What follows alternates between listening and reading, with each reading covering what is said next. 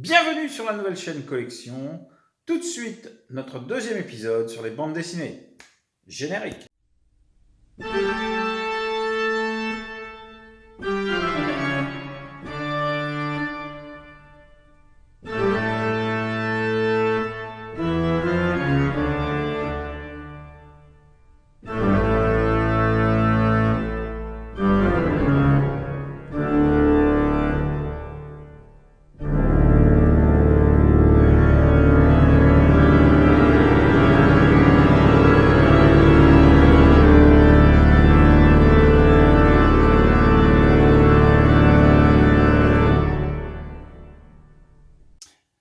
Et donc on se retrouve pour la suite de cette bibliothèque. On n'avait pas fini l'étage du bas, il restait quelques bandes dessinées que j'avais enlevées pour pouvoir accéder au fond.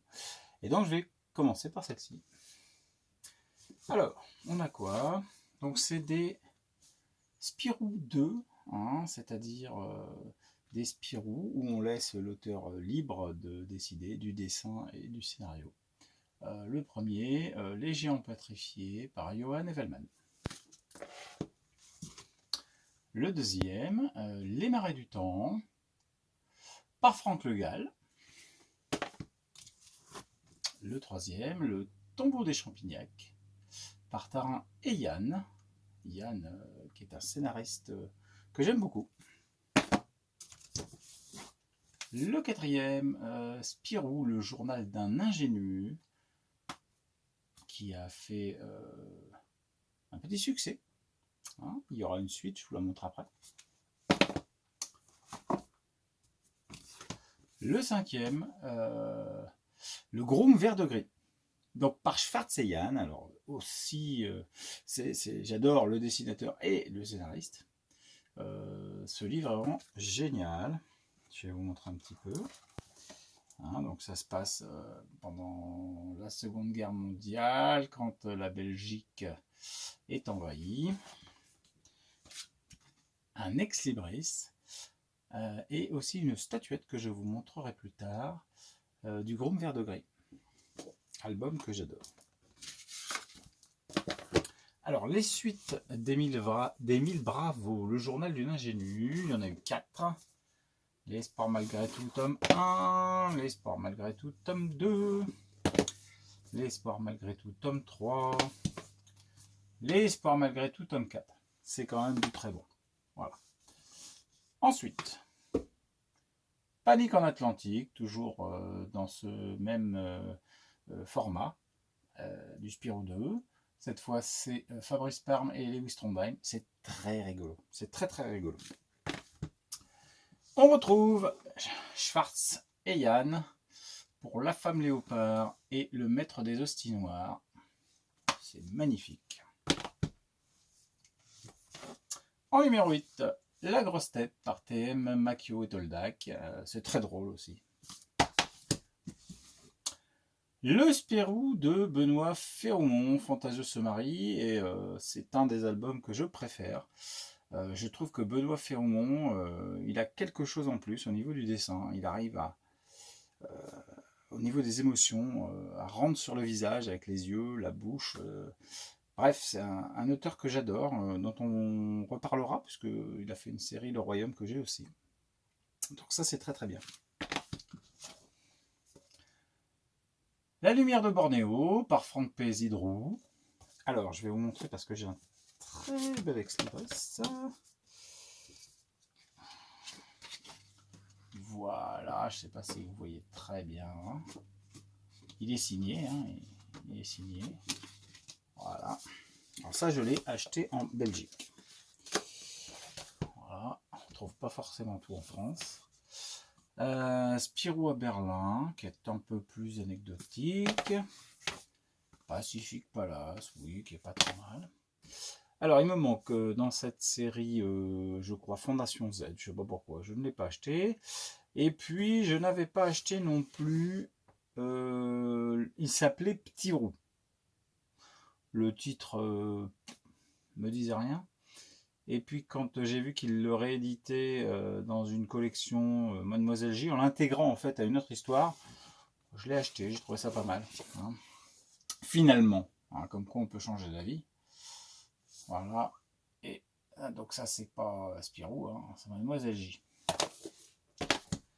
Alors encore un qui a été fait dans un format classique, mais qui est dans les Spirou 2. Spirou chez les Soviets, qui est un album hommage un petit peu à Franquin. Voilà, ça ressemble un petit peu. Bon, bah c'est pas mal. On va passer à l'étage du dessus. Alors, on continue avec l'étage 2. Alors, qu'est-ce qu'on a?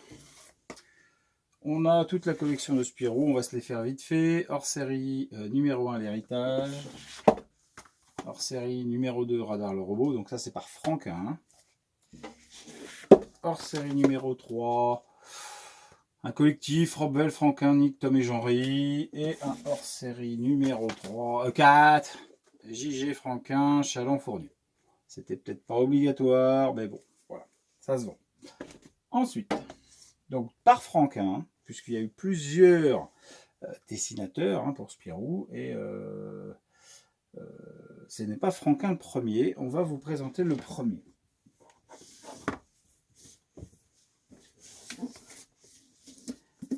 Le premier, et qui est aussi le créateur de Spirou, le premier dessinateur, c'est Rob Vell. Voilà, une très belle intégrale, 1938-1943, avec dedans des choses vraiment très très belles, et notamment la création de Spirou. Alors, je vais essayer de vous le montrer, je ne sais pas si c'est évident. Voilà, on voit Rob Vell ici qui dessine Spirou. Et puis il lui met de l'eau de vie ici, et hop, voilà. Il est vivant. Ça peut paraître un petit peu suranné, mais c'est quand même très sympathique. Hein, ça montre que la BD, ben voilà, c'est le domaine de l'imaginaire. A suivi en dessinateur JG. Voilà, JG, l'intégrale 1940-1951. Donc JG, énorme auteur, dessinateur. C'était un artiste complet, peintre, céramiste. Et puis il a pris sous son aile beaucoup de jeunes qui débutaient et qui ont été un petit peu l'avant-garde du journal Spirou d'après-guerre. Que ce soit Maurice qui faisait Lucky Luke, que ce soit Franquin donc, qui faisait Spirou, qui a fait Gaston Lagaffe, que ce soit Will qui a fait Tiff et Tondu, j'en oublie, hein, voilà, il a été très présent pour ces jeunes et il a vraiment apporté beaucoup à la bande dessinée. Hein, JG pour mémoire, c'est l'auteur de Jerry Spring, Valardy, Don Bosco, Blondin et Cirage, et d'autres, hein. Bon, j'ai pas tout en tête. Voilà, et donc il avait repris le Spirou pendant un petit moment. Et il a passé la main.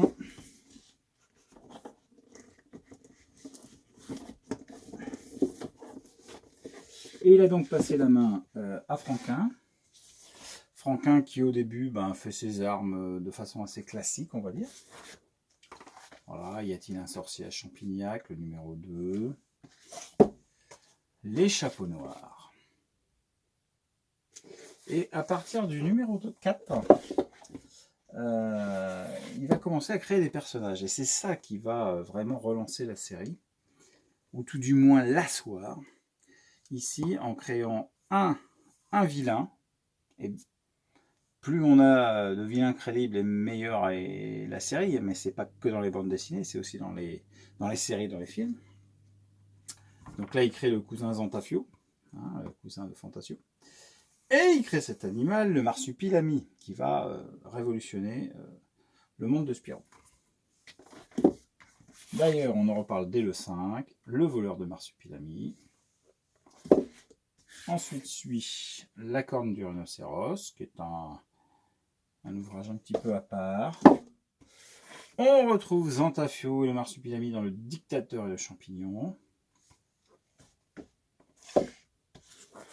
Vont suivre plusieurs albums, La mauvaise tête, Le repère de la murène, où il crée là aussi un méchant, qui est donc la murène.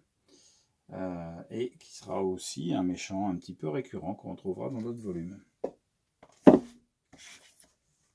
Les Pirates du Silence, le Gorille à bonne mine, le Nid des Marsupilami. Donc vous voyez que vraiment c'est alimenté quand même par les personnages qui créent. Le Voyageur du Mésozoïque,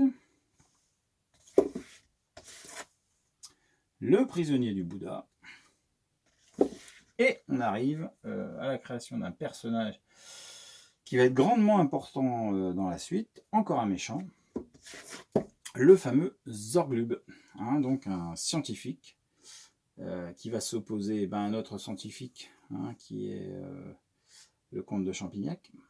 Et là, c'est vraiment très bien avec cette introduction. On change de niveau, hein. C'est vraiment autre chose, c'est vraiment très très chouette. Il en refait un derrière, l'ombre du Z, pareil, toujours contre Zorglub. Et puis on lui demande un petit peu de changer, parce qu'on ne peut pas toujours faire Zorglub non plus.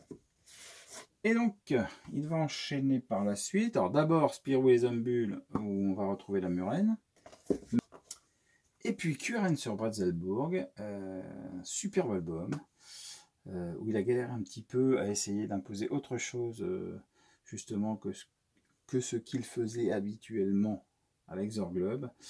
Celui-là est vraiment génial. Alors j'ai des éditions particulières, je vous les montrerai peut-être dans une vidéo. Beau livre, hein, on en reparlera.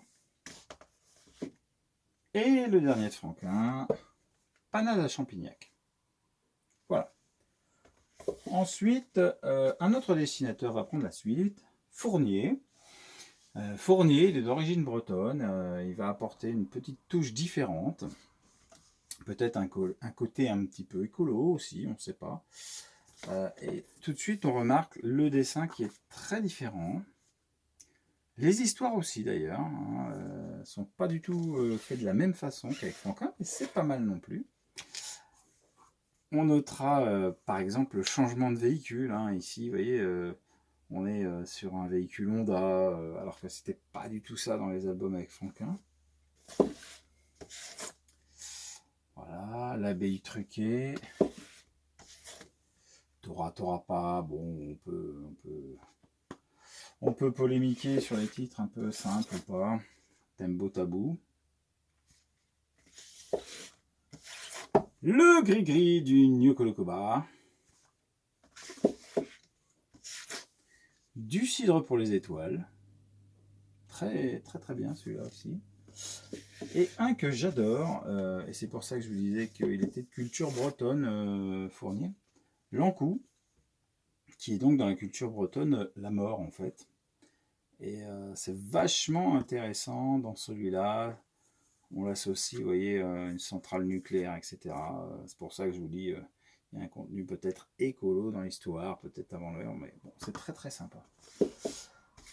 On va continuer avec Kodo le tyran et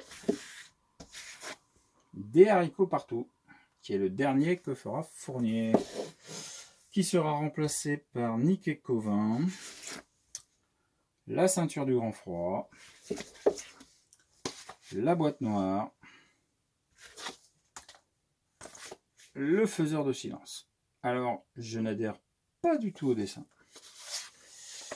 Et pas non plus beaucoup plus aux histoires. Donc, je ne vous en parlerai pas beaucoup. Ensuite, c'est Tom et Jean-Ry qui ont pris la suite. Alors, Tom et Jean-Ry, on les connaît. Non seulement ils ont participé à la création des albums de Spirou, mais aussi de Petit Spirou. Et ils ont fait pléthore d'autres choses. On va les détailler. Virus. Aventure en Australie. Qui arrêtera Cyanure. L'horloger de la comète.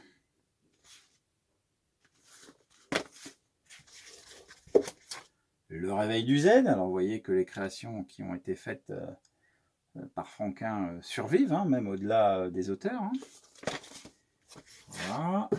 Alors la jeunesse de Spirou, c'est très bien parce que C'est justement un petit peu le tome qui va donner envie de faire une série à part, le petit Spirou.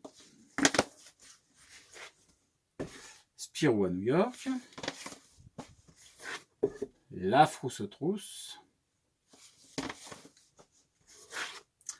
la vallée des bannis,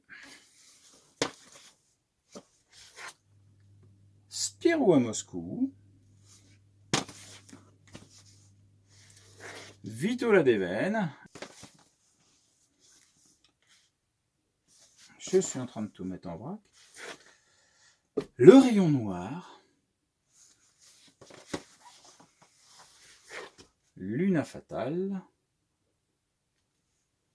Et donc on se retrouve avec le dernier de Tom et Jean-Ry, Machine qui rêve, qui est un petit peu particulier. Déjà vous noterez un petit peu le fond noir qui fait penser plus aux albums Soda.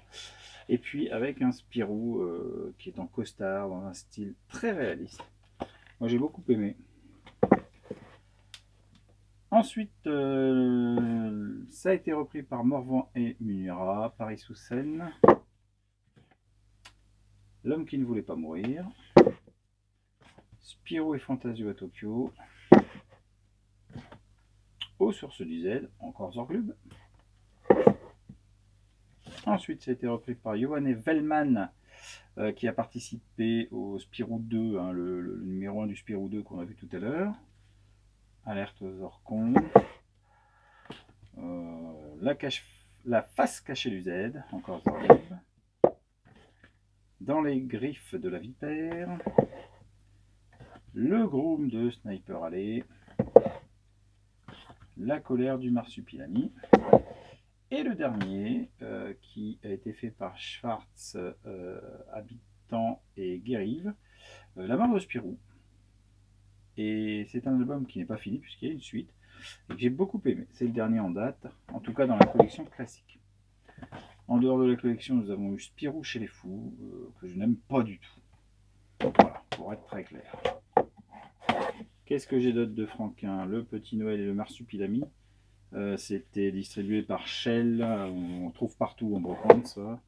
Noël et les Laouins, le numéro 1, Marsu Productions, assez anecdotique. Cauchemar de Franquin, un album très dur à trouver. Alors après derrière, je vais avoir des éditions spéciales que je ne vais pas vous montrer maintenant, que je vous montrerai plus tard dans une vidéo beau livre. Et on va plutôt aller taper dans le fond. Je vais poser ça par terre. Alors, on a aussi le petit Spirou. Donc j'en ai une quinzaine. Hein, c'est sympa. C'est rigolo. Alors, un peu moins connu, sauf par les lecteurs de Spirou des années 70-80, Ernest Ringard et la topographie. Vous voyez le jeu de mots. Dessiné par Janin avec Franquin et Delport sur le scénar. C'est vraiment super rigolo, ça c'est vraiment chouette. On va avoir aussi tout ce qui est Gaston Lagaffe. Je vais vous en montrer qu'un, hein, je les ai tous. Alors en album simple, et puis je dois avoir une intégrale. C'est pareil, je vous la montrerai dans une émission spéciale beau livre.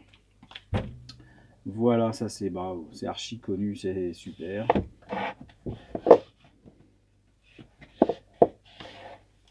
Je vais vous montrer aussi Gaston, Spirou et les autres, livre d'or de Franquin. Voilà. Les spin-offs de la série Spirou. Alors, on a eu Champignac, avec le patient A et Enigma, et quelques atomes de carbone qui est sorti dernièrement, et qui est franchement très bien. On y parle avortement, on y parle contraception féminine. C'est très très bien. Lisez-le. Un autre spin-off.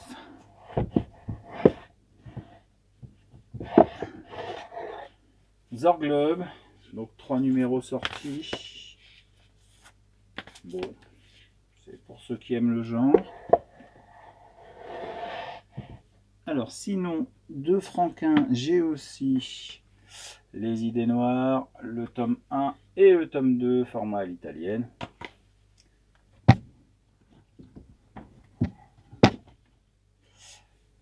Et je ne vais pas oublier celui-là, qui est beaucoup plus récent, de Zidrou et Franck P.